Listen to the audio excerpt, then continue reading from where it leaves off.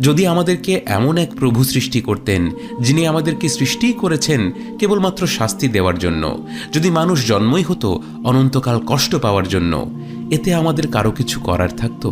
আমরা কার কাছে আমাদের সুখে থাকার অধিকার চাইতাম? আলহামদুলিল্লাহ, বাস্তবতা এর সম্পূর্ণ বিপরীত।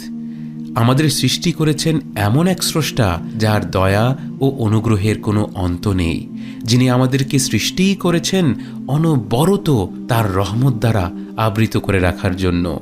কিন্তু সেই সাথে তিনি আল আদল, সম্পূর্ণরূপে ন্যায় বিচার স্থাপনকারী। তাই যারা তার অনুগ্রহ উপভোগ করতে থাকে আবার অন্যদিকে স্বেচ্ছায় অপকর্মের দিকে ধাবিত হয়, তাদের রবের কাছ থেকে দূরে সরে যেতে চায়, তাকে তিনি তার প্রাপ্য পরিণতি দেবেন।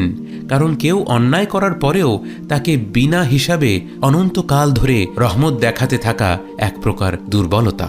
এবং আল্লাহ যেমন পরম দয়ালু এবং অসীম অনুগ্রহের মালিক, তেমনিভাবে তিনিই সর্বশক্তিমান, মহাপরাক্রমশালী।